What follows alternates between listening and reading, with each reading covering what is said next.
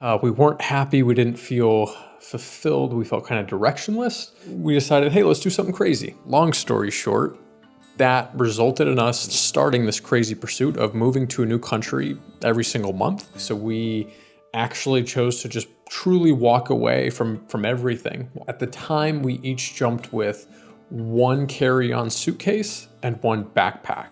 So Camden David, we met a couple of years ago at a coffee shop in Istanbul. Why don't we just start off talking about how you ended up there? Oh, that's a long story. Crazy how, how we met. How did I end up in Istanbul?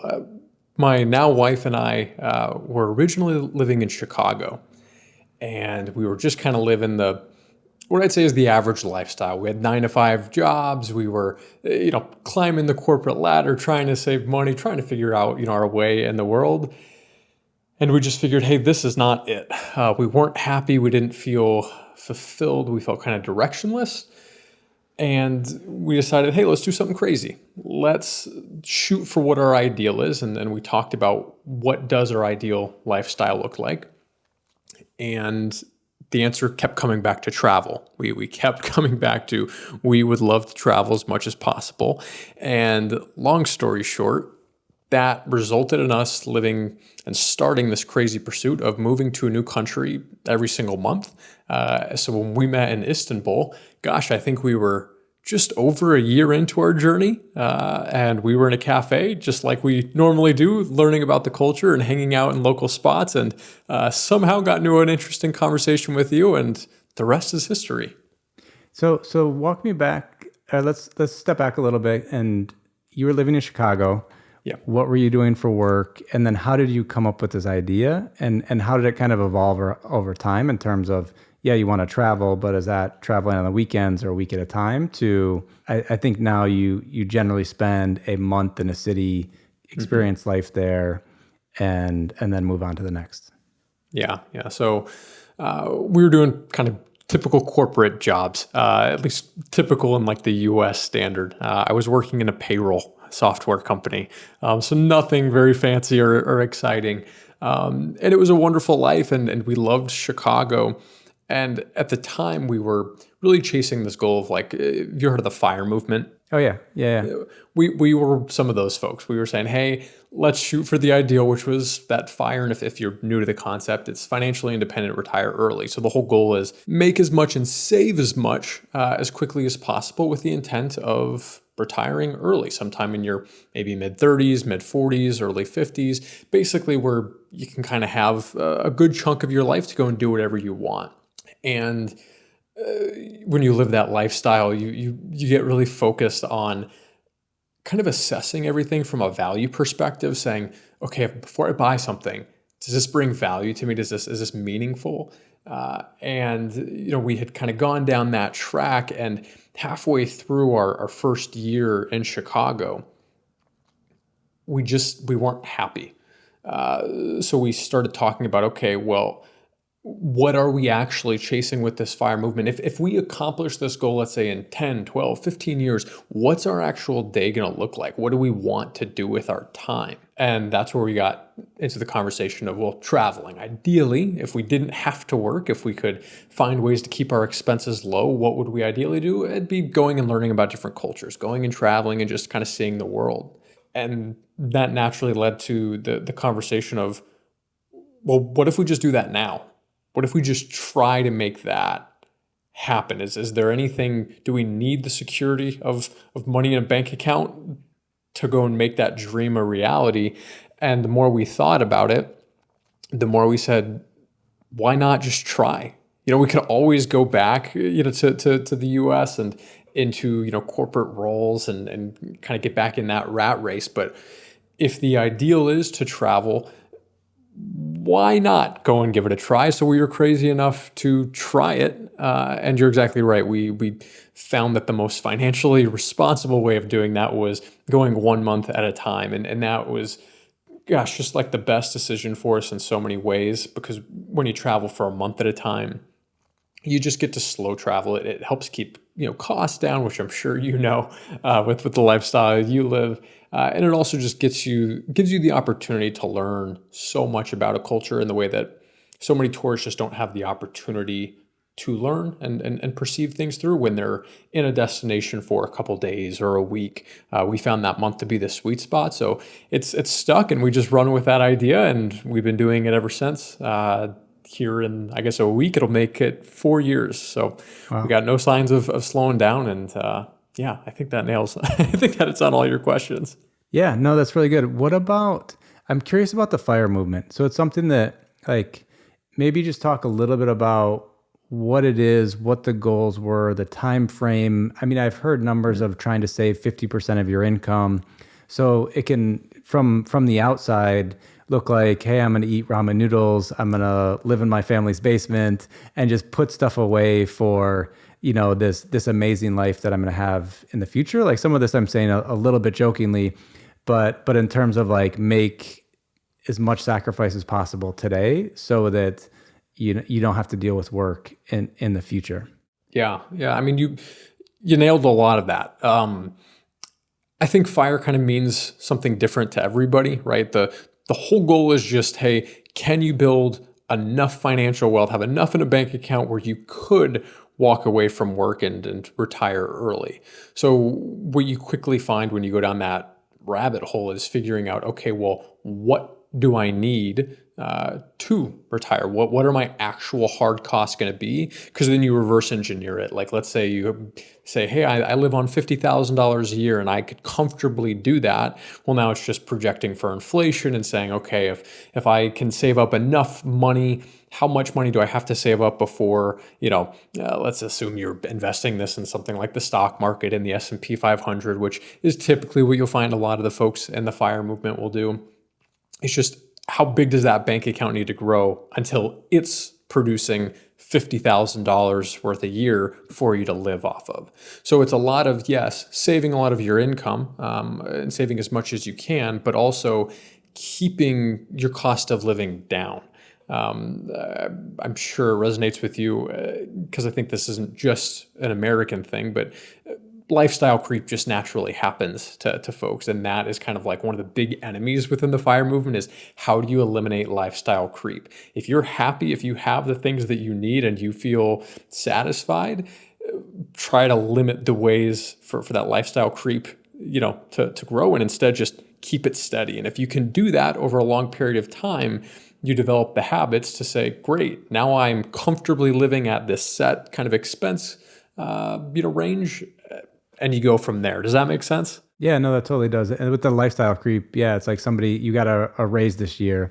And it's like, can you put all of that away or 90% of that away, as opposed to how can you go and get a new car, get a newer home, buy a bunch of stuff. And you're just like, I'm actually putting away less money, but I'm being paid more. And then I think it's just something that's like a slippery, it just makes things harder and harder for you to maybe do what you decided to do, of like, okay, we're going to do something different. We're going to move around the world. Obviously, it's a matter of like, how can you save money on traveling and things that we'll talk about a little bit, but having some cushion allows you to maybe take a bit more risk and do something. So it's like, I think that training and discipline and, does this bring me joy? Do I need to spend money on this right now? Is a great idea versus like, let's just go splurge on the nicest restaurants and stay in the nicest place and that. And then all of a sudden you're just like, oh, we need to go back home and get a new job because we, ate through all of our savings while we were traveling. Yeah. And so why don't we just talk a little bit more of like how you came up with the travel idea? Was it just the timing of it that made it okay to work remotely with your current jobs? Was there negotiating involved with your employers, between you and your wife? Whose idea was it? How did that kind of evolve to I don't know, I imagine put some stuff in storage, end your lease and start traveling and not having a home? Yeah. All great questions. So for us, this was definitely a me first effort. I was the crazy person pitching the idea, and my now wife was kind enough to humor my crazy idea and at least hear me out. And the more we talked about it, the more she said, okay, I'm on board. We can try it. It was a little different than kind of what you just laid out, in that it wasn't putting anything in storage. Because we were chasing that fire movement and because we were already so in the mindset of spending money on things that brought value to us and eliminating those things that didn't. We didn't have a ton in our 1-bedroom apartment, and we said, hey, the stuff that we do have, do we really need it? And the answer was pretty easy for us to say no. So we had no storage unit. We sold everything. And again, there wasn't much to sell. At the time, we each jumped with 1 carry-on suitcase and 1 backpack. So everything fit into basically 4 bags. And that was what we traveled with.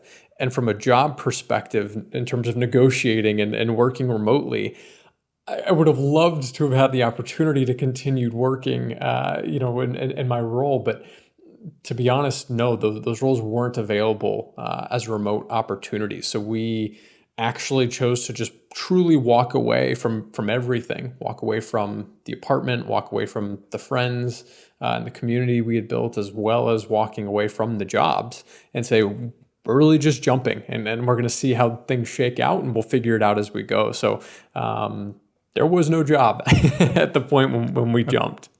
Okay. How scary was that? And also, what were you thinking at the time? But then also telling friends, family, your colleagues what your plan was. What was the feedback that you got from others?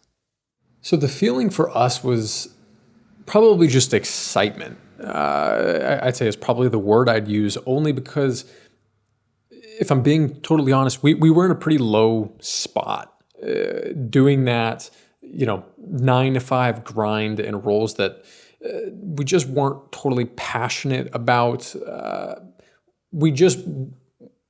We weren't having that optimistic outlook on life. We were seeing the negative in things, and we recognized that we just weren't in the mentally healthy spaces that we hope to live within. So change was very welcomed by us. We didn't know what it was going to look like, but we were excited to have something different than what we felt stuck in.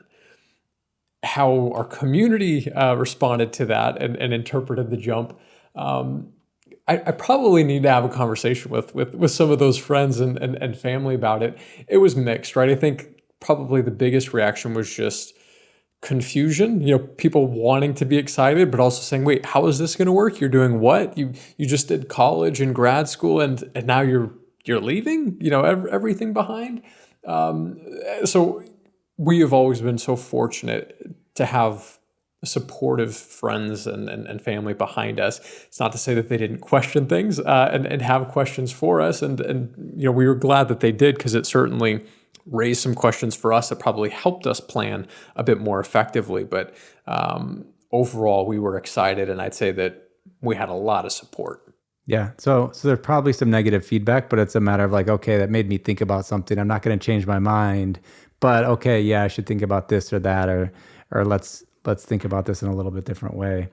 And then in terms of, I think the FIRE movement and making this decision for me is really interesting. I didn't know that was the story before. Is don't have to talk about like specific numbers, but did you have a certain amount of like months expenses saved up or something? That, because I think, I've started new things and have not always been in the best financial situation doing it, and just the stress level of being in that place versus, hey, there's money set aside, worst case scenario, there's this cushion there. So if this doesn't work out exactly how I thought it's going to, then, I have 6 months of like being back in Chicago, rent paid for, to find a new job. And that's something that I think, if you're thinking ahead like that, gives you the comfort to go and try something like this.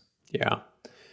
So I'll be totally transparent. I've got no shame sharing the numbers and kind of how we came to it. And thinking back on it now, I look at it and say, holy cow, we were nuts for doing this.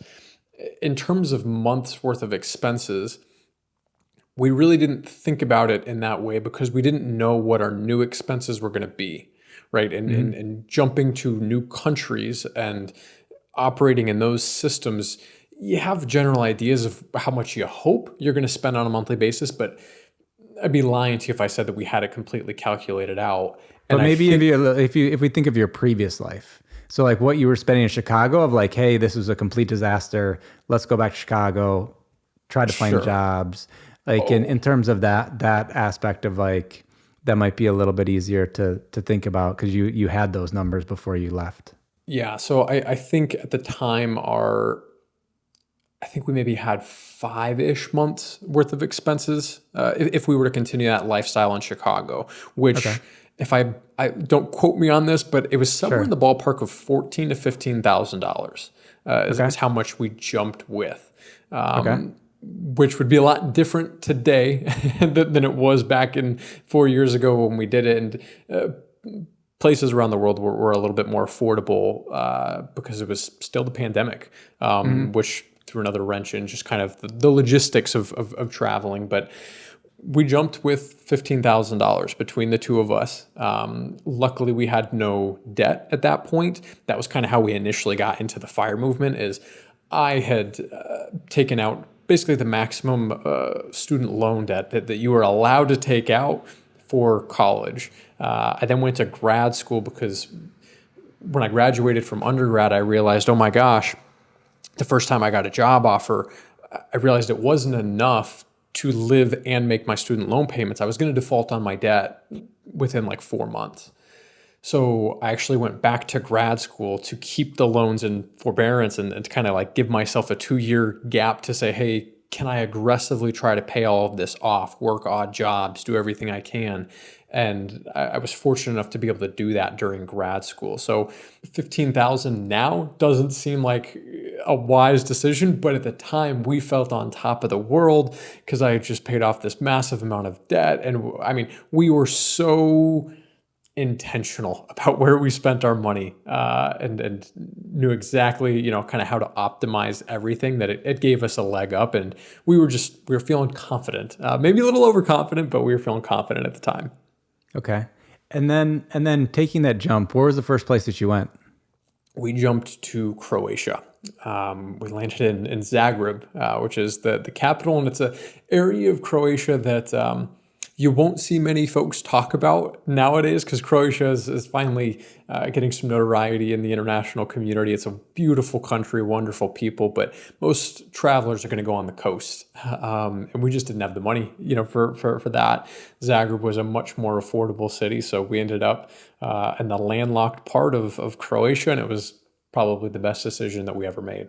And from there, how long were you? So you got to Zagreb, and were you looking for new jobs that were remote, or kind of what was the strategy of like we're leaving, but then what were you kind of thinking at that point in terms of like next steps?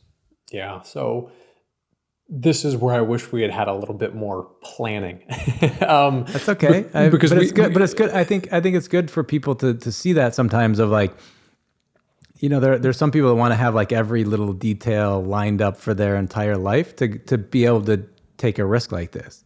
And Yep. I've done stuff where I was like, I looking back and I was like, I did that, and this is like the planning this is the money that I had set aside, or all those things. Is like you can get by, or people through emergencies are like let go from their job and all of a sudden find their dream job, and so it's not something you have to necessarily have all your ducks in a row to go and do something like this. So I wouldn't, it's not a bad thing. That's definitely true. We did not have all of our ducks in a row.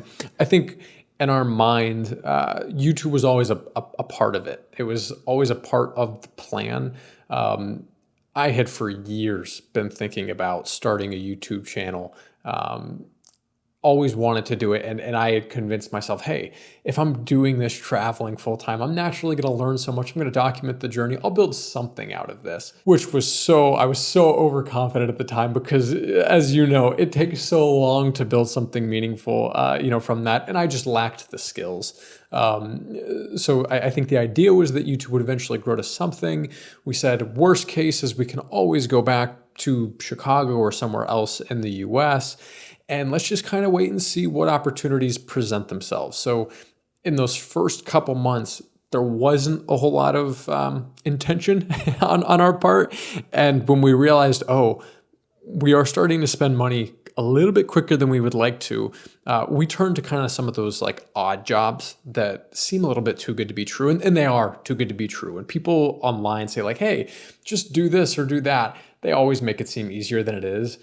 We got into something called, I think it was like user testing, Okay. where, I mean, just a website where you go and you say, hey, this is my life story. If there's a company who wants you to take a survey, I'll make myself available for the survey. And it was basically like, you might get a couple surveys a day. And it was like, they were short. 10-minute survey, you get $10. And we were living, off of those. At one point, early on in the journey, my wife and I would kind of have competitions of saying, hey, who's going to get more surveys, today?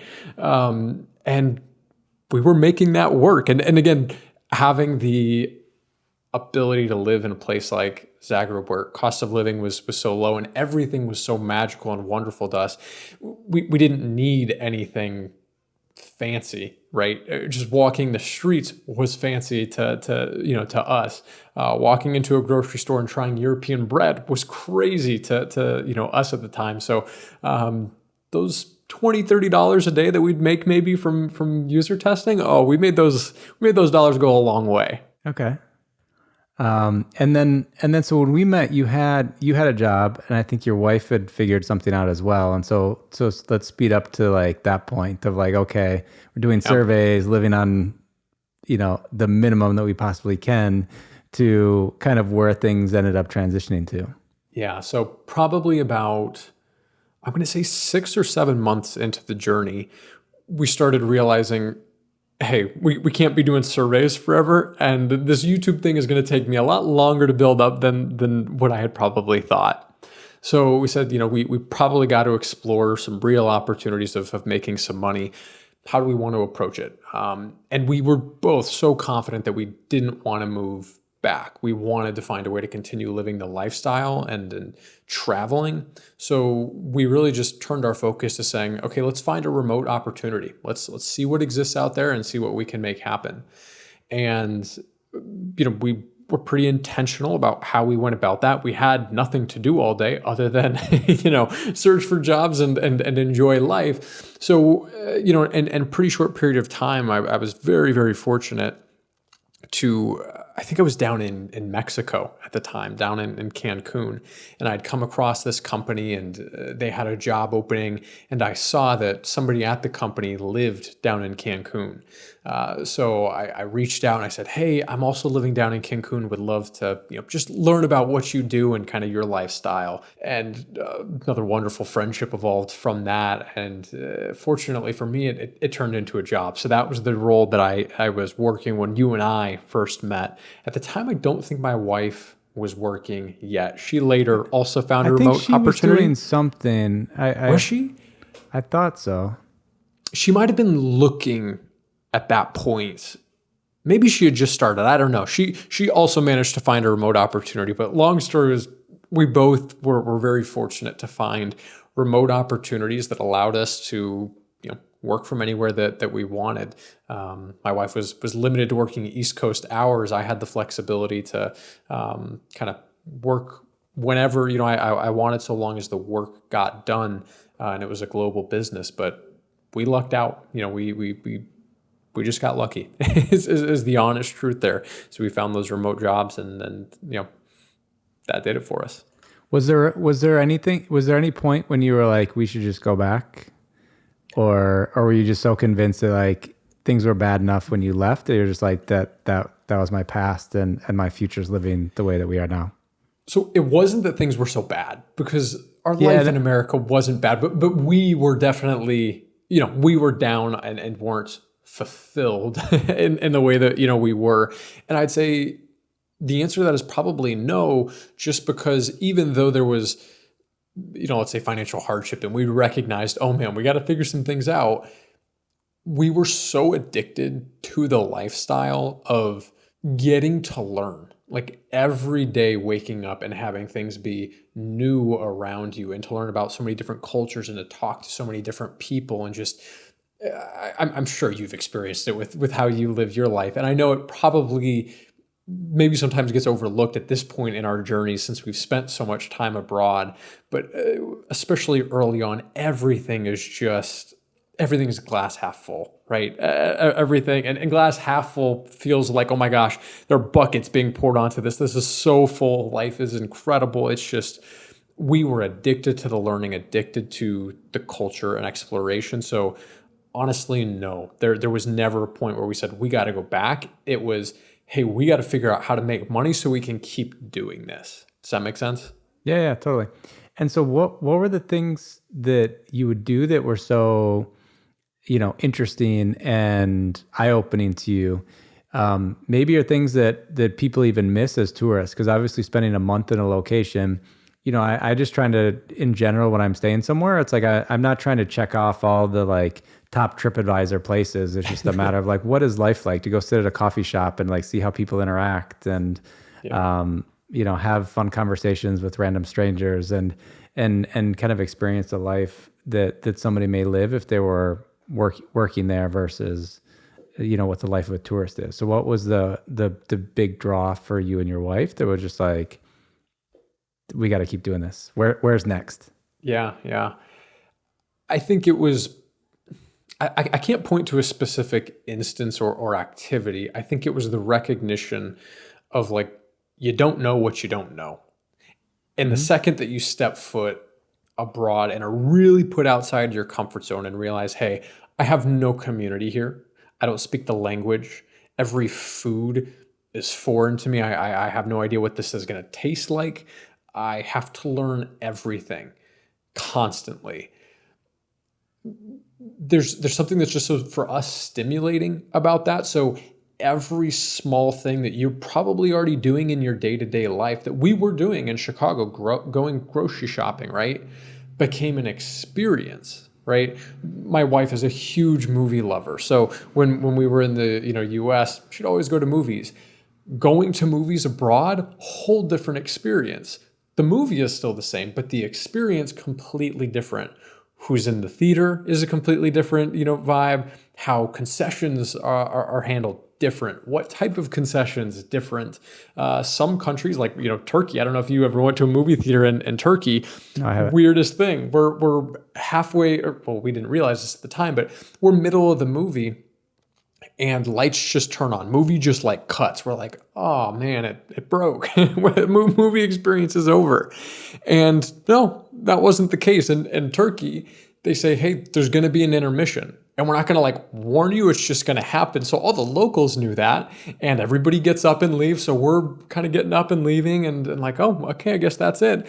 But nobody's actually leaving. They're going back into concession lines and saying, oh, there's a 10-minute break. Now I get it. Okay, awesome. Yeah, like you went to a play or something like that. It's like, give you a little break, go to the bathroom, get a refill. Exactly. So it's like, something like that. You think you know what going to a movie is like, and you do. But when you do it in another country, it's so different. And that's something that we always try to do. No matter what country we go to, we try to go to a movie theater.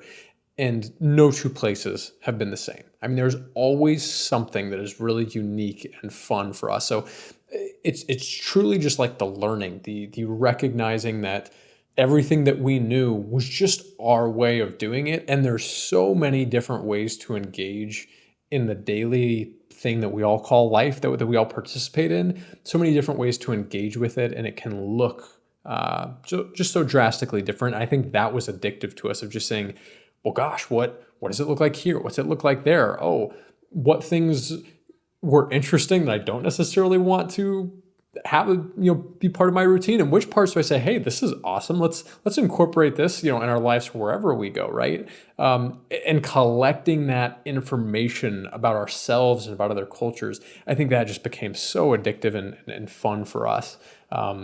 Are there some other things like that stood out between like movie theaters and going to the movie? Is there any other things you're like, these are things that you might not think about that you like to do in different countries that you notice vary a ton from one place to another, or just maybe one place of something that stood out of like, wow, that's an actually really interesting way of doing that. This is way better than how we do it back home.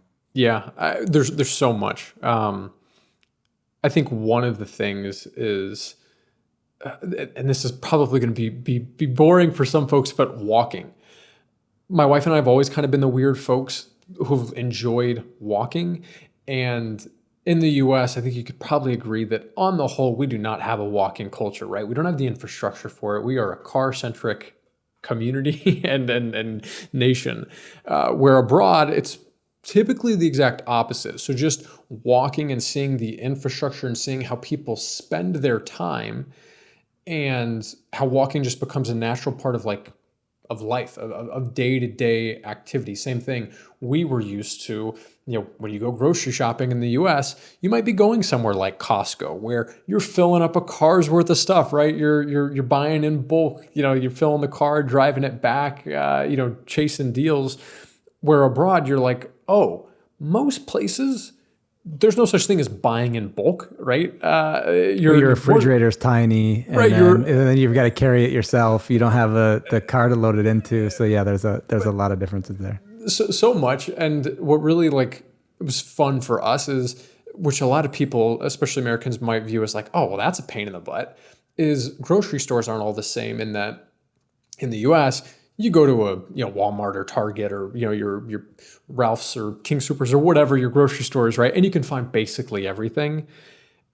And yes, there typically is a place like that abroad, but most of the locals, they're going to go to one spot for their bread, another spot for their fruit and vegetables. There's going to be a whole different store for, things like batteries or, face products and this, that, and the other. And it becomes like a daily activity of just saying, what are my chores of what do I need to survive, today and hop around town for it. And I know that sounds so silly because I think when we were living in the US, we might have looked at that and said, so what, you spend all your time just going from place to place, doing what we could do at one visit in Target? And it's like, well, yes, but it's different. And I don't know how to explain it until you go and do it. And you just notice those different pieces of the culture and how that brings community together as well. Because you start, relying on others in the community, and you start developing relationships with people, in different stores.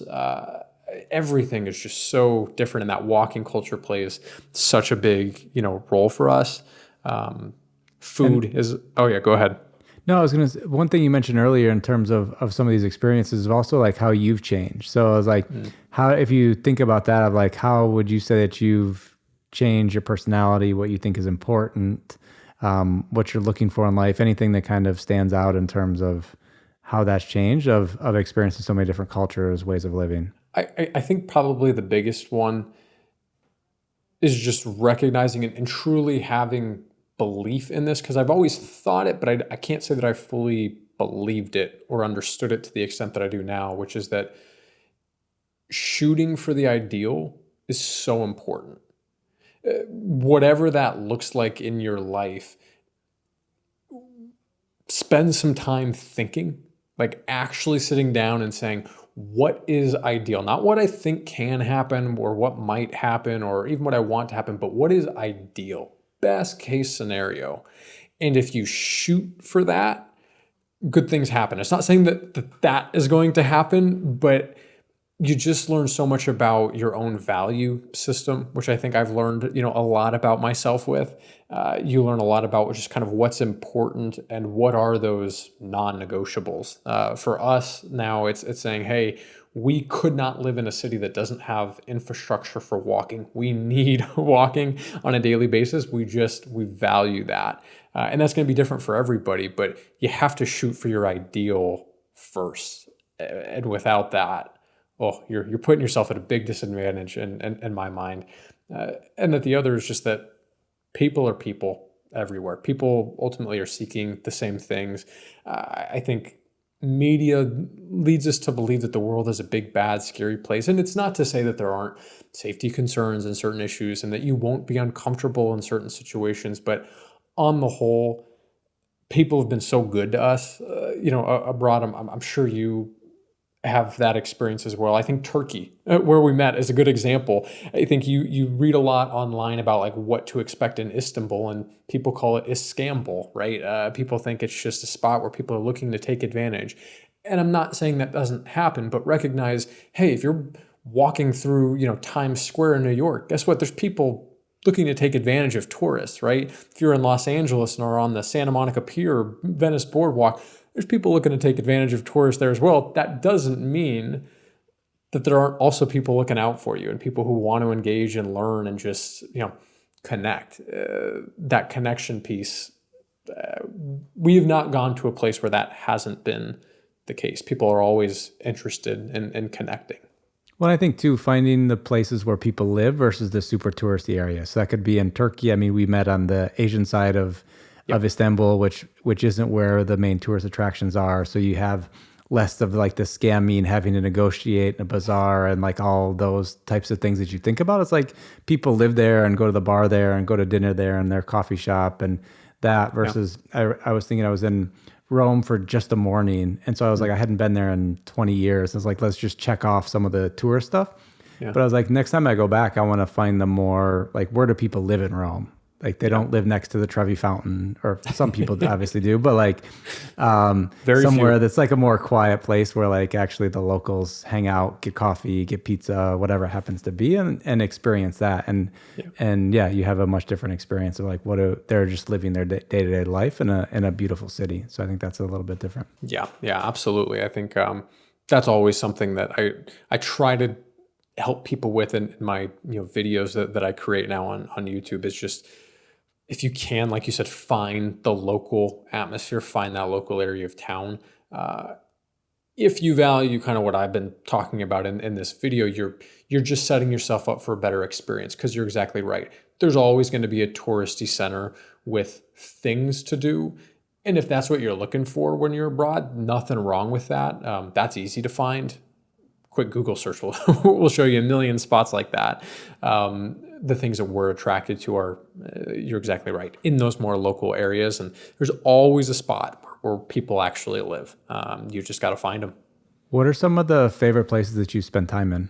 Ooh, that is a good question. And we can talk, let's talk about like where you spent a month or like kind of living there. And we can talk maybe a little later on about, recommendations for someone that wants to do something fun as a tourist for like, I have a week or I have a long weekend or whatever it happens to be. But places of like adapting to life here was amazing. One follow-up question before I answer that. Favorite in what aspect? Because it's kind of like answering like, what's your favorite place? Like favorite for what? What? We could start like, where's the maybe there's one place that you always try to go back to now. That would be one. I think that would be an interesting question. The most unique place that I think was like, wow, this, I learned a lot, or this was a very unique experience. Yeah. I mean, anything that comes to mind of like, I really love this for whatever the reason happened to be. Would be interesting, I think. Sure. So I'll start with the place that we tend to go back to, and some context on this is a part of this journey for my wife and I has also become assessing each place that we're in for a month and asking ourselves, could we live in this place full time? Could we call this place home? And really considering that, because while we are so fortunate with what we have in the US and we have no problem going back and having home base there, we also recognize that we value so much in other cultures too, and we don't want to just limit ourselves to the US. So the whole world is in play in our eyes. A place that we often go back to is the Netherlands, which doesn't, for a lot of people that they're always surprised by that, because I think a lot of people just go to Amsterdam, and a lot of people don't have a very good experience in Amsterdam their first time. And we are prime examples of that. The first time that we went to the Netherlands was Amsterdam. And my wife said, she'll shake her head at me because she'll feel so bad about saying this, but she wanted to get out of there so quick. It was not her thing. It was not my thing. We did not enjoy it. And we gave it another shot. And now it's our favorite place probably on earth. Like, we always are going back. In fact, we're in Norway right now. On Saturday, we're going back to Amsterdam for a bit. Going to treat it as base for a month to explore more in the Netherlands and take a couple other trips.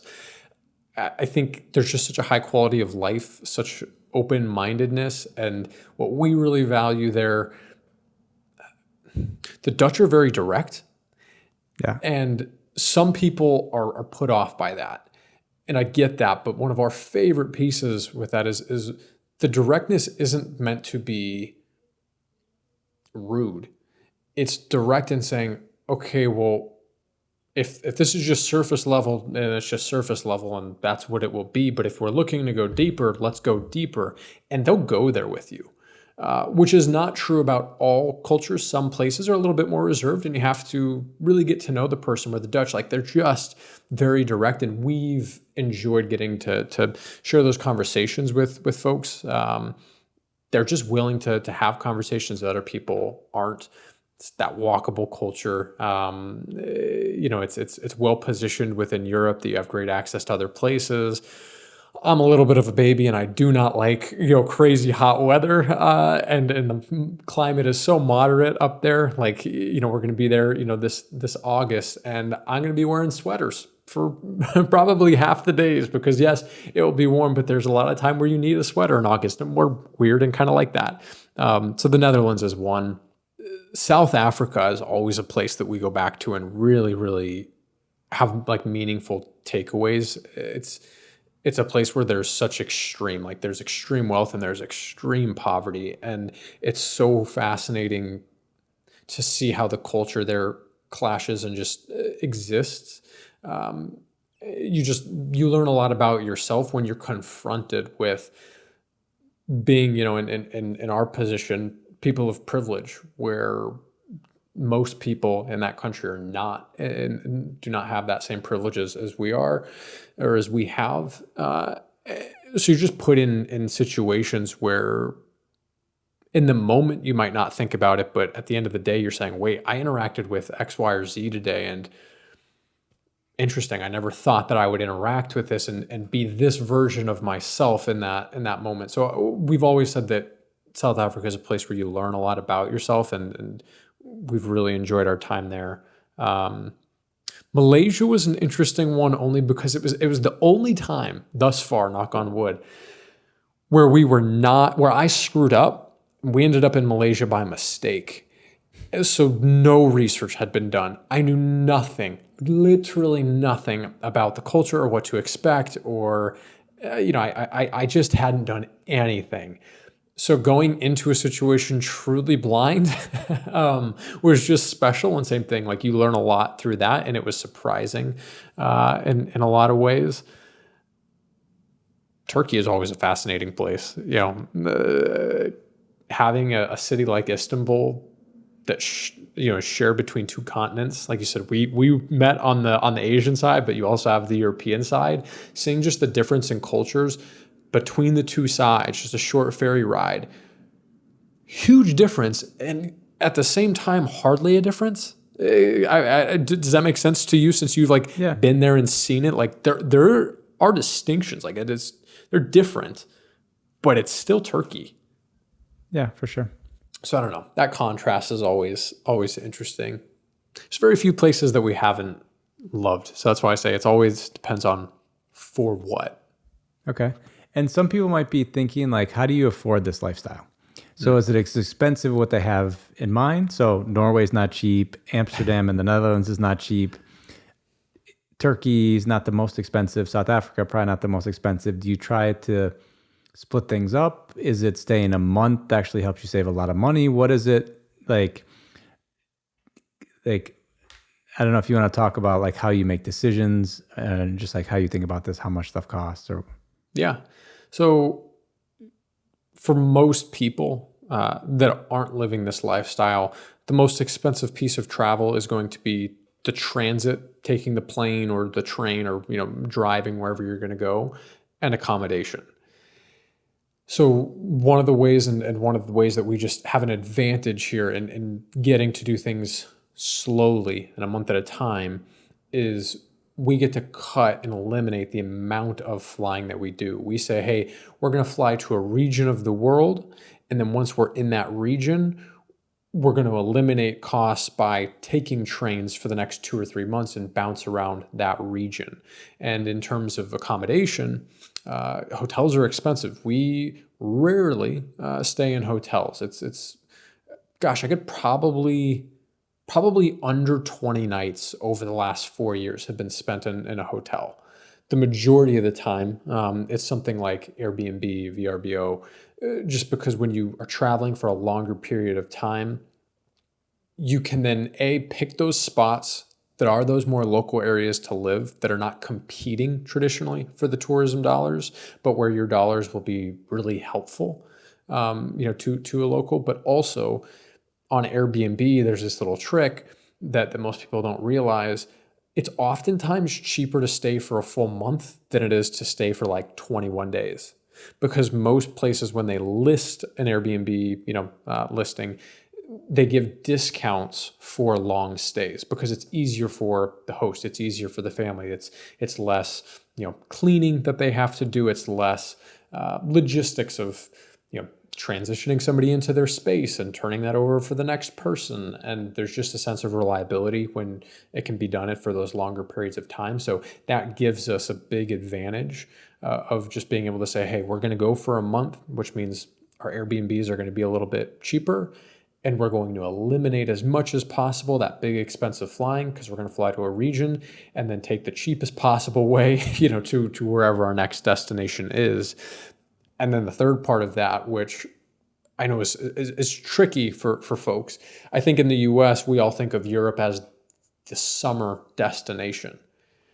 And while it can be, it is a wildly different experience in the summer, and it is wildly more expensive in the summer. If you can position yourself to be in places in the off season, it's just like a perfect mix for what we look for because one, you don't deal with as many tourists, which means it's easier to find that local experience. Accommodations are typically cheaper and everything in the off season is just a little bit cheaper, right? So we also do a fair bit of saying, hey, we do not want to be there when everybody else is trying to be there. So like Italy, for example, we spent a month down in Florence at the beginning of this year in February. Not typically a time that people say, hey, I want to go experience the Tuscan Hills in February, right? For us, it was magical, and it was much more affordable than if I was going there, this weekend or this last month, just because you can avoid what the average tourist is doing. Yeah, I usually spend a few months of the year in Europe, and so yeah, July and August, I end up being in places that are less touristy. So I'm in Serbia right now. I'll spend a month here between half of July, half of August. And yeah, it's like September, October, go to places that are maybe overly crowded. So I was in Croatia for a little bit and stayed on one of the islands, which was like touristy but not crazy. But I just like walked through the touristy area of Split before my flight. It was just like, oh God, this is too much. Like This is overwhelming. It is like just so crowded with people. It's like it's not even fun. Not only is like to find a place to stay and how expensive it is, or to find a place to have dinner and all those things are just not as enjoyable as going kind of in a shoulder season or off season somewhere. So yeah, definitely. And do you do much with negotiating the places to stay? And one other quick tip that I found out recently, if you have the Avios, the British Airways points, they have a portal to book Airbnb where you get like 2 points per dollar spent on Airbnb. So it's like if you spend $1,000 on Airbnb, you'd get 2,000 British Airways points for the same price. So that's like a random, like earn airline miles while booking Airbnb. But in terms of the stays, do you do much negotiating? Because I mean, I've seen sometimes people see like the weekend couple day rate. It's like $200 a night or something like that. But then, obviously if you book for a week or book for a month, you'll see discounts, but sometimes they're not a huge discount. It depends on the owner, but I'm curious what you do to save additional money there. Yeah, we do, and I'll jump into that. But thanks for the points tip. I didn't know about that one actually, but there's another one that we do use through Airbnb, which Delta does a horrible job of advertising. I'm convinced they don't want this program to be known, but there's a very similar program where anytime you book Airbnb, you'll get point for point match on Delta for every dollar that you spend. So I think that's what I currently have hooked up, but I'll have to check that British Airways one. That's interesting. Yes, we do negotiate. I think what I always try to tell or remind travelers is that any time that somebody is listing something on Airbnb, the majority of the time, especially if you're talking about, a regular person, because I should probably explain that. What I mean by regular person is when you go on Airbnb, it's probably second nature for somebody like you and I to identify, hey, this is a professional management agency versus this is a real person or family who lives in this home that's just offering up their home. You're going to have a different experience depending on if you're going through like a professional versus somebody who's saying, hey, you can live in my home and I'll maybe go on holiday.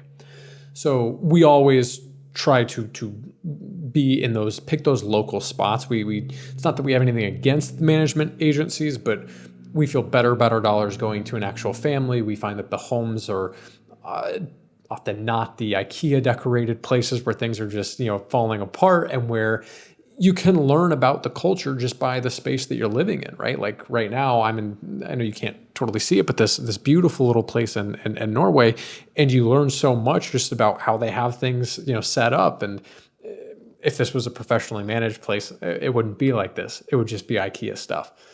Yeah, so I record YouTube videos, and so I think I'm good at like gauging photos of like, could I record a video from the living room? I don't want to have to rearrange the entire apartment. Hopefully people that I've stayed in their place don't realize how much I kind of have to move stuff around or like take a painting down or move something. But you can definitely tell like the managed ones that like just buy a couple things at IKEA. There's like no love or energy put into like how it looks and feels, and it's just like, just fill it with the list of things that it's supposed to have, like check, done, start renting it. And versus somebody who lives there some of the time, used to live there and moved out and now rent it. Yeah, you definitely, the experience plus just like the how you feel and the vibe of the place is way different by renting from an individual that's renting their place out. So different. Yeah, you nailed it. And with negotiation, so because we're always trying to go to those local spots, when a local person often lists their place, they're inputting the data on Airbnb of saying, hey, I'd like to get this much a night for my place. And a lot of the times they're not expecting somebody to rent for a month. And so the nightly rate is way higher than what they'd expect on the monthly rate. So there's a lot more room for negotiation. So we almost always negotiate, and I kind of have a template that I share with my audience, and it's something really simple, right? It's just saying, hey, your place looks beautiful. I would love to call this place home. I have a total budget of X dollars for this trip. I'm willing to allocate the entirety of that to you today. If that sounds good, I'm looking forward to booking, and I'm prepared to do that today. If not, no hard feelings, of course. And you'll of course get people who say no, but I find that over 50% of the time that people say yes. And when I'm negotiating, it's pretty rare that we're going back and forth. It's typically, again, like over 50% of the time, I'll send them a number and they'll just say, okay. And we say, great. They send a special offer and we book. Now I always say that you shouldn't go and say, hey, I'm looking for a 60, 70% discount. You got to do it within reason. So for us, the sweet spot is typically 25 to 35% seems to be the sweet spot range. Especially you have to know like the time of year and where you're booking. If you're booking in high tourism season, okay, you're probably going to be shooting for like a 15 to 20% discount. But if it's that shoulder season, that off season, okay, that's where we have seen like 35, sometimes 40% off. And I think people are often just afraid or don't know that they're allowed to negotiate. So we always just send it, and it's a quick little thing, and it's served us well. I mean, the vast majority of times I can't remember the last time that we weren't able to find a cheaper rate, as long as we were willing to test out a couple different properties, if that makes sense. Do you negotiate when you go around? Yeah, usually. Well, it depends on how far in advance. Sometimes it's like, I don't know where I'm staying tomorrow, so I just want them to accept it, so I don't have to and so that has happened on multiple occasions. But if there's a few things of if you're planning in advance a bit, obviously if you're like want the most busy time in like a very popular place, you're like, I want a month and I want you to give me half off.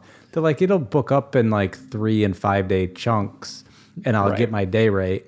But I've seen places like, I spent some time in El Salvador earlier in the year, and it's like usually the strange thing with El Salvador is a smaller country, and a lot of the beach properties, it's like just people from San Salvador, the capital. It's like a 45-minute drive to the beach. They stay there for maybe like Friday and Saturday night, and usually like that's the owners, I think they're just thinking about those people coming to rent the place. So there's like very, very little week and monthly discounts. And so Yeah. places just sit empty all the time. And so we're like, I see your place isn't booked. And if I multiply the day rate by 30, it would be $7,000 for your house. And like Right. my brother helped with some of the messages. Like, I should get a jet ski and this and that for like that price. So, and then you could either suggest something or be like, here's kind of my budget to this work. And so, I mean, there's obviously different circumstances, or if you're like last minute booking and you see a place that's new, for example, they don't have a lot of reviews, and you say, okay, well, hey, I'd like to book it up for X amount of time, but this is a little bit outside of my budget, or whatever it is. I mean, there's definitely room to send a message, and obviously just think of like what it's going to feel like when they get that. Are you trying to help them out? You're like, hey, this is something that's a win-win for both of us. So it's like, you want to keep your place booked. You don't have to clean it all the time and deal with all this. You can see I've stayed at 100 and some places on Airbnb, and I have a bunch of good reviews, so I'm not going to trash your place. And then, so I usually find, I mean, depending on the place, the time of year, the whole bunch of things, but yeah, usually can get something taken off. Yeah. Awesome. I figured you were, because you're a smart guy and have been doing this long enough. I'm curious. Do you stick with Airbnb the majority of the time, or do you switch platforms? Like, do you actually compare to VRBO and Booking.com? I've looked at Booking a couple times. Sometimes it's confusing with them because like I've had places that are like they own 8 apartments in the building, and it's like, which one of them are you booking? So I showed up in Belgrade to a place, and I was like, this doesn't look like the photos. And I was like, well, that was the photos for the 2-bedroom, not the studio. And I was like, and so, but all the photos are like thrown in the same thing. So there's been things like that are just like a little bit confusing. Or one of the booking ones, I think you paid when you arrived and they wanted to pay in cash. And so, I mean, there's all sorts of things like that. So like most of the time I usually stick with Airbnb, but I mean, other programs could work. And but I think transitioning a little bit to like just living a life like this, like what does your day look like? Like, how do you develop a routine when you've, come to a new place? Is it planning ahead of time? Or is it like, how do you, to be honest, it's completely different in every destination. The reason for that is, again, our intent, our real goal is to live the local lifestyle as much as possible. So kind of like you said, we're not just running around from tourist attraction to tourist attraction. Now, I do go to all those because that is obviously kind of what my channel is built on, is giving that practical travel advice. That stuff typically happens in weeks like 2 and 3, but in the first week of being in a place, we're just getting a feel for the place, trying to figure out what's where are we going to do our grocery shopping, where are locals, hanging out, what are the areas that we kind of maybe want to avoid where the tourists are, and, research ahead of time can help a lot with that. And then it's, finding what do we want that routine to look like. And we really do try to establish a routine. It's just different in every place. So here in Norway, for example, we say, okay, normally my wife does yoga. She loves doing yoga, but here in Norway, not as much of a yoga culture. There's some, but what's huge here, or at least in the area of town that we're at, is there's like a sauna and swimming spot where you can jump straight into the North Sea. And this place has been open for like 115 years. And so, we bought membership to that. So every morning while we're here in Norway, we've woken up, we've, put on our bathing suits and walked down to, our sauna club. And we spend, 15 minutes in the sauna, and then we go jump in the North Sea and swim around in the cold plunge, and 15 more minutes back in the sauna and then back into the sea. And, we do that for pretty much the first hour, every day. And, chat with people because the locals are there, and they're always curious to start talking to people who are new and clearly not, Norwegian. So that's like the start of our day. Then we typically go to a coffee shop, just for some breakfast and coffee.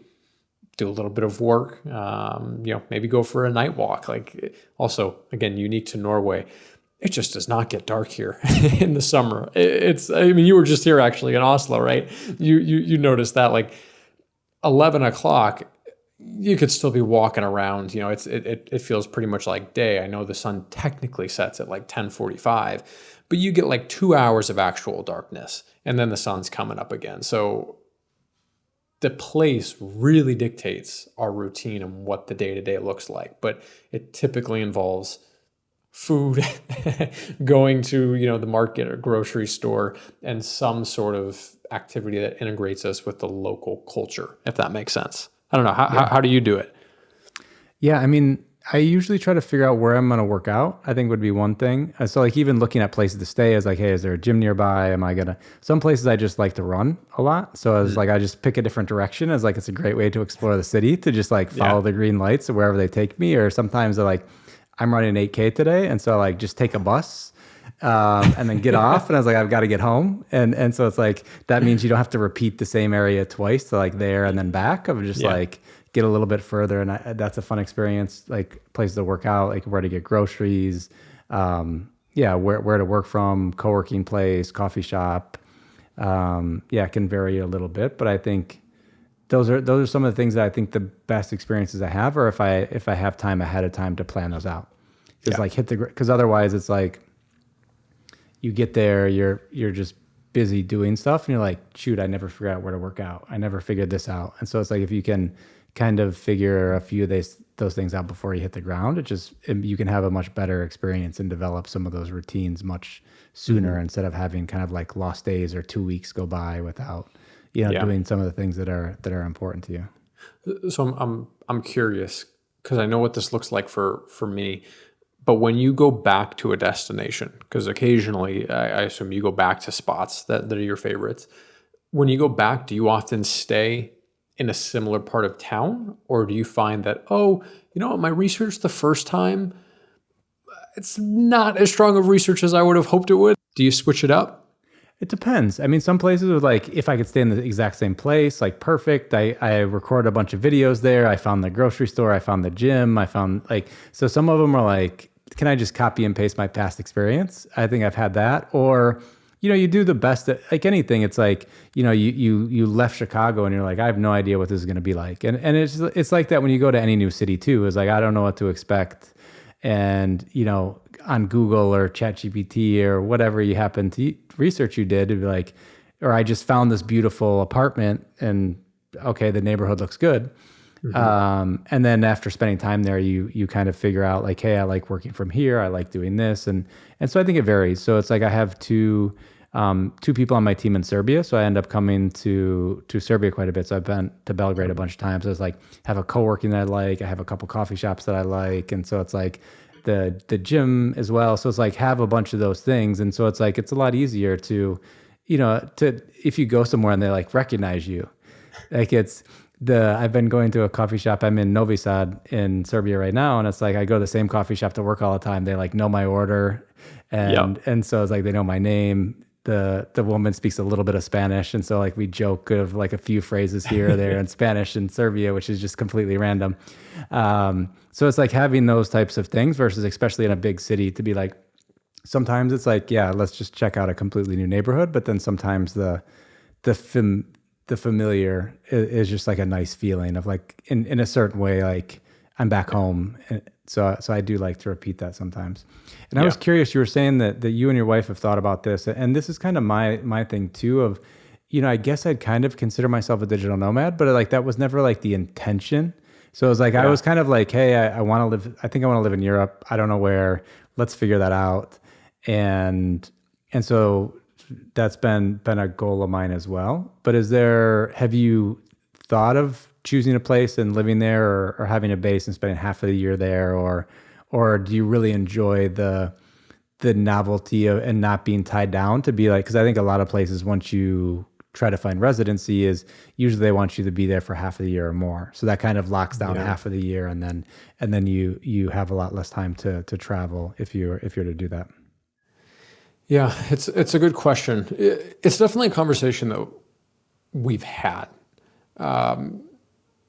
just because we always try to project out, hey, what's the rest of this year look like? What's our 3-year plan? What's our 5-year plan? And what we most of the time come back to is just saying, no, we love what we're currently able to do. We love the freedom. And so the idea of having like a true base is wonderful in some ways, because it means, hey, you get to have a place and you can maybe start accumulating a wardrobe where you're not carrying everything you own with you in a single bag, each month. But also it means, well, you're likely paying rent every single month. Even if you're going to be on the road 6 months, you probably are still going to be locked into that year-long lease.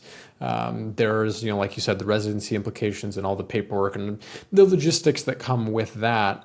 And also just recognizing for us that while, yes, we've been doing this for 4 years and, we've lived in over 40 countries and we've seen so much, we also recognize that we've seen so little. Like there's still so much huge destinations that we have not touched that we're just like really excited to go and explore.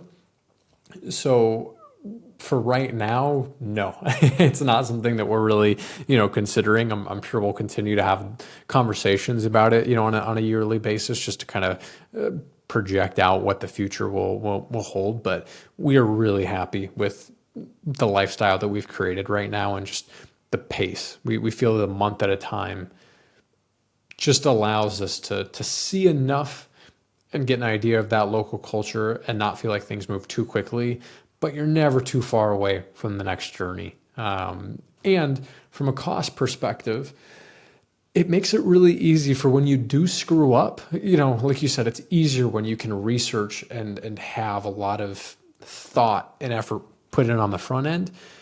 And sometimes you just get it wrong. And it's really easy to say, hey, if we got this one wrong, if we showed up to a place and wow, don't like this area of town or just not vibing with this city, okay, can we afford to just abandon ship, and abandon 1 month's worth of expenses? And, the answer most of the time is yes. We have that flexibility and we value that. And I think we worry about what establishing more of a base, how it might restrict us in those aspects. Does that make sense? Yeah. It's like one question I had is around social life. So it'd be one thing to be doing this by yourself, and then obviously it's you and your wife. And so it's like, is it primarily the two of you together all the time? Do you try to, make friends at the gym or the yoga class or the sauna swim, or, maintaining friendships with people that live in other parts of the world? I think I saw one of your videos on helping, like, with travel tips related to like your mom coming to visit you. And so obviously like people coming to visit you, making friends locally, staying in touch with people, like how do you manage that? Yeah, it's a good question. It's probably something that we need to be a bit more intentional and put more effort into, but we just kind of let things happen naturally. Like we're not trying to force relationships. So I'm not going to a place saying, hey, I need to walk away with a friend from Norway, right? I'd love for it to happen, but it's not something that I, need. And you're right. It's so different having a partner to do this with. Like my wife is my best friend. I think she'd say the same about me. We do spend, an incredible amount of time together and we love that. And we do also make friends, on the road, bump into people like you, all over, right? Like we met in Istanbul and I think our paths have crossed a couple of times. Like we ran into each other at the conference in Dallas. Yeah. Where we hadn't coordinated that. You texted me while I was on the train to here I'm now in Bergen, Norway. And no, like, the stupid thing is like, so I think it's him. I was like hesitating because I think you had much longer hair. So I was just like, wanted to message you and say like, hey, I found your doppelganger in Oslo. And then you got back like a day and something later and you're like, I'm in Norway. And I was like, shit, I should have yelled across the street to get your attention. But no, I think it's hilarious, but it's like, that's something that just like naturally happens, right? And I'm sure we will get together many more times, across our lives. And there are other times where, yeah, we have closer friendships. Like we've got some really good friends that are now just moved back to South Africa. They've kind of been nomading around, and we have people in Amsterdam, and most places that we go, it seems that there's always at least like one connection. Now, the relationships look a little bit different than what you might think of as friends. A lot of the time, kind of like you said, like you go to a coffee shop and you become a regular and they know you. And it's for us and for me in particular, like I spend so much time in coffee shops. I developed really close relationships, with those people. Like, we're spending a couple hours together in the same small, environment, and they naturally get curious about who is this dude who's constantly buying this, coffee, and what's he working on? And I'm curious about, their lifestyle, and I'm asking them for recommendations, and then you end up going out to dinner with, folks, and it just happens. Life happens. So I'm in a really fortunate position to have my wife to rely on, so I never feel like I'm missing that connection. It just happens. And then, like you said, very fortunate to have family and friends who are interested in coming and visiting. Just because, when you're in interesting places, when friends do have the opportunity to come abroad, we're all for it. We're all about getting to show other people cool parts of the world and a different way of living. So yeah, it's been great for us. We feel like we've spent far more time with family and friends living this lifestyle, even though we're a world apart, than when we lived in Chicago. I don't know if that resonates for you, but you just have that flexibility to say, hey, if I want to go and spend time with family for a month this year, I'm going to go do it. I'm going to take this month and going to get an apartment near where my mom is, or stay with my mom for a month. And we've done that. So yeah, I don't know. How is it for you? Yeah, I've definitely done that, and like that flexibility of, I spent 6 months in Central America with my brother. And so, yeah, we were in Guatemala, El Salvador, Costa Rica, and it was just a phenomenal time. And having that flexibility, or to spend a month at home in Michigan with my family, or going to places where, I did start to go to different digital nomad events. And so, for example, like Banksko, Bulgaria is a place that a lot of people spend a couple weeks or a month in the summer. And so I think for somebody who doesn't have a partner who is thinking about living like this, to go to places that are more popular for digital nomads. So it might be Banksko, Bulgaria in the summer, to go to Chiang Mai in Thailand, to Bali, to places where just show up at a co-working and there's like, oh, there's a bunch of other people that are kind of doing similar things to me. And so it makes it a little bit easier to, you're the only person working at a coffee shop, and, they're looking at you strange. And then, breaking into the local culture. Like obviously you'll make some of those friends like at a gym or somewhere, but to go to places where you'll kind of run into other people kind of doing a similar thing. So it was like in Buenos Aires, Argentina, we like had a WhatsApp group for paddle. So it was like a couple of times people reserve a court and it's like, hey, who wants to play Saturday at 10 a.m. and show up? And I knew no one, that the other three people that were playing, but it's like, made some good friends from a random, getting added to a group like that, and just show up to things and make friends. The other thing too, of like trying to potentially, before you get to a place, the same thing with the gym or whatever, to find meetups or something like that, a language exchange, something where it's going to pull a group of people together that share some type of common interest as a way to connect, versus to just like hope randomly on the street you make friends, or so it's like the coffee shop, co-working space, athletic type things, meetups, whatever it is, to have some type of connections, or go a place where there's just a lot of other digital nomads. Or like, I haven't really done much of, but people that stay in co-livings too. So it's like a place where there may be a dozen rooms of people that are all staying there for a couple weeks or a month at a time. So it's like similar lifestyle and all in the same place, maybe sharing a kitchen. And so those things can help for somebody who's curious about doing this, but worried that, they don't want it to turn into something that's like they're really lonely and want to go home. Yeah. I would totally agree. And I think kind of to summarize both of our points, it sounds like we're on the same page with this, is that while it's a very real fear and like concern for people to find that connection, it's just that recognition that there are 1.5 million different ways to connect with folks.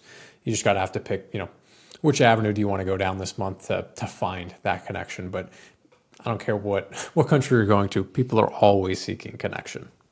Yeah. Yeah, there's a thing called Time Left that I went to a handful of times, where it's like a dinner with 5 other strangers. And so I think I've gone to one in, where is it? Madrid, Brussels. Was it in Morocco? I went once. Okay. In Athens, I went. So a bunch of places are just like, here, you're thrown in with 5 strangers over dinner. I was like, it's a fun experience.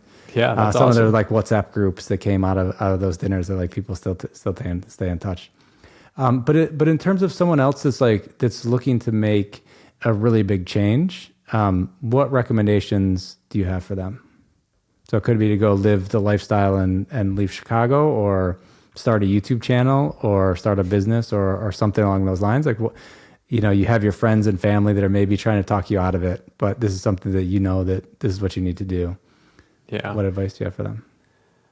I think I'll kind of reiterate something that I've already mentioned, which is just be honest with yourself and like shoot for the ideal.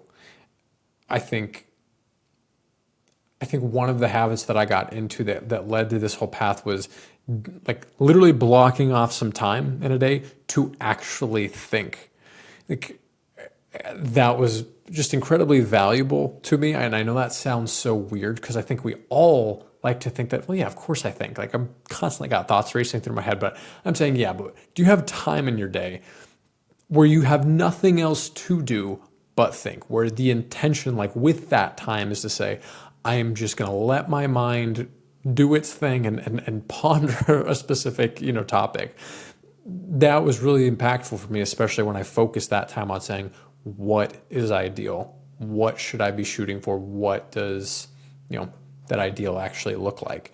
And once I had clarity on that, then it was just, trying to make it happen. And the good news is, if you can correctly identify, what your ideal is, if you're willing to take like a baby step, I don't care how big the step is, you're probably going to enjoy it, because if it's moving you closer to your ideal, assuming that the ideal is actually your ideal, you're probably moving in a pretty positive direction. So it doesn't need to be a huge jump all at once. I get that there are so many different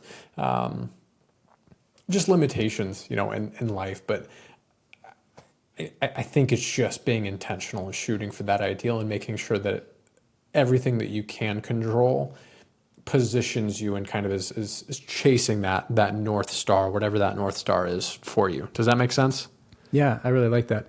I've asked a few people, something that's important for me is like, what does your ideal day look like? Because I think week or month or year are just kind of are constructs that are much tougher to understand, but like the sun rises, the sun sets, and each one of those days, like, how would you like to plan that? As like, wake up early, see the sunrise, go to the gym, do this, like be able to have your afternoon to do, what does that kind of look like? And obviously maybe you can just completely replicate that ideal tomorrow, or maybe like you said, as like, just as long as you're moving towards that, then, it may take 6 weeks, 6 months, 6 years, or however long it is, but to be more moving toward to what is you think the ideal is for you, and not settling. Well, and it's so helpful, because again, if you can correctly do that, you also will quickly find yourself exiting that rat race game of like comparison, right? Because it's like, I think we're just in a time and place with social media and just all the information and noise that the world throws at us of like, it's hard not to compare, right? Like, hey, where's Jeff today? What am I doing? What is this person doing? How is this person structuring their life? And it's like, well, if you know your ideal, does it matter what somebody else is doing? And a lot of those stress points, that naturally occur for us, you start to realize that, oh, that doesn't matter. Like, I know I'm working towards my ideal, so I'm on the right path as long as that ideal is in mind. Yeah, no, that's amazing. And before we end things, I wanted to transition to more of what your YouTube channel is about. We really talked a lot about your life, which is like spend a month at a time somewhere, and the life that you've built. But most of your YouTube content is geared toward tourists. So it's like, I think a lot of your videos are like, your honest opinion of places, or things you wish you knew before you got some places. So kind of starting off, like what are some of the more unique, fun places, or, obviously like to go to Rome or Paris or somewhere like that are more popular. What are some of the places that you think for someone to go spend a handful of days a week or whatever they have for vacation? What are some really unique places that you think somebody should go to? I'm going to answer it, and then I'm going to kind of change your question a little bit Okay, because I yeah, think please. because You I may think it's have a better important. question than I just came up with. I think there's so many interesting places in the world. Again, a couple of my favorites. I really value the Netherlands. I know Paris is cliche, but the more time I've spent in that city, the more I've fallen in love with it and value what it has to offer. I think the Balkans as a region is just, it's a fascinating place, incredibly high quality of life, different pace of life. I think Asia is anywhere you go in Asia is going to be so different, or at least it was for me. And each culture there is so unique and different. And I think it's important to have that understanding. Like the people in a spot like Indonesia are so kind and warm and welcoming. And, and you have elements of the Japanese culture that is just fascinating and so like dedicated and seem focused. And I think the message where I'd say like I'd change it a little bit is Please. don't let somebody. I wouldn't put too much emphasis on trying to find the place that you think people should go, but rather say, what are places that I'm naturally interested in going to that is within my budget where I can travel intentionally? And it's going to look different for everybody, but it sounds like you and I are kind of on the same page with this. So correct me if you feel like I'm off base. My whole goal with my channel, or a big piece of my goal, is I know that people wherever they go are going to do the touristy stuff. And there's nothing wrong with that. And there's value in the touristy stuff.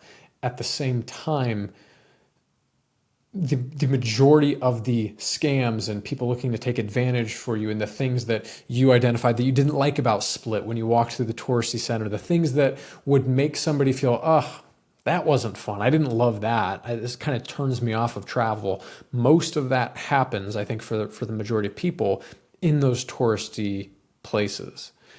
And every destination has the touristy spots. So what I'd challenge you to do instead is say, what am I naturally interested in? What is not going to stress me out financially to go to? And then do the research and figure out, how can you travel like a local? How can you find those opportunities that will push you and really help you grow? Because I find, I don't care who you are, whether you're from America or Canada or Argentina or Indonesia, it seems to be a common theme that when you ask somebody, what was the most meaningful travel experience? It's almost never, oh my gosh, I walked down Times Square in New York and it was incredible, right? Or, wow, I went, to the Venice boardwalk or the Santa Monica Pier, and gosh, it was just the coolest thing. It's always something local, something different. So I think it's all about trying to find that and be like unapologetically you and chase whatever passion that is. Like, I think that's the other such like beautiful thing about all these different cities. A city is magical because there's something for everybody, right? A city is a cultural hub where you're gonna have so many different people and ideas and opportunities present, and you don't have to fit yourself into a box. So go and find whatever opportunity it is in whichever destination you choose. So it's less about the destination and more about just make the most of your time and be unapologetically you. You're going to be ahead of 99% of people that are traveling that are just checking off boxes. Yeah, I like that. Would you agree? Yeah, I totally agree. Some of the best experience I've had are when I had no expectations. Yeah. So it was like I ended up in Latvia, Estonia, and Finland because I was in an Airbnb in Milan that didn't have AC in August. And I'm like, oof, forget this. Like, where can I go that's not this hot? And so I like booked a flight. No, actually, random person I met in Milan was like, go to Riga instead of Tallinn. you'll like it more. And I was like, okay. And I was like, I can take a bus from Riga, Latvia to Tallinn. And so I like knew nothing about the country before going there. I mean, I maybe watched a YouTube video or two of like the history of the country before that. But like that was really about it. But it's like those kind of like unplanned things versus I think somebody who wants to plan out like every 15 minutes of their trip and they leave no time for something that's really spontaneous. Yeah. So to wander, to sit in a coffee shop, to be able to go to a neighborhood that's outside the touristy areas, to just kind of experience the life and let it happen versus to have everything planned before you get there. Yeah, absolutely. Couldn't agree more. But I think you give out probably a lot more tips on travel than I do. So I think you have an email list, obviously a YouTube channel. Camden David, if somebody wants to stay in touch with you, what's the best way to do that? Yeah, best way is to just go to the YouTube channel by searching Camden David. You'll see that, again, my main series there is what I call the Wish I Knew. And I really have just a 1-2 punch. There's not a whole lot of creativity to me. I have what I call the Unfiltered series, which is truly unfiltered. It's just like my raw reflections on a place, things that I don't get shared enough about destinations around the world. And then my most popular series, which most people will end up watching, or the majority of the people who watch my content come across these videos, are travel tip videos. And the whole goal with those are saying, I know you're likely going to go to the touristy destinations, and that's fine. But let me tell you what I wish I knew before I went to this spot. And the whole goal with those is I'm making the videos that I wish existed before I went to a destination. I find that particularly for Americans, we grow up in a society that shields us from other cultures and what reality is like in other sides of the world. And I find that too many American tourists step abroad and have a negative experience because they don't know how to push themselves out of those touristy centers, and they're turned off to travel because they say, hey, it wasn't great, it wasn't worth the money, I high effort to get over, to the other side of the world. And for many of them, it's their last experience, and I don't want that to be anybody's travel experience. So the whole goal is tell you what I think you'll want to know and kind of expose you to, how you might go and find some of those more meaningful areas and activities and things to do and local spots to eat, and just how to engage in a way that I hope is going to leave you wanting more when you come back from a place, instead of saying, hey, next time it's vacation, I'm doing a staycation on my couch. And nothing wrong with a staycation, but there's so much value in getting out to see these other parts of the world. Yeah. So for the audience, when you're planning your next trip, there's a pretty good chance that Camden David has a video about the city you're looking to visit. So check that out. And Camden David, thanks so much for joining us today. Thank you. We'll see you soon.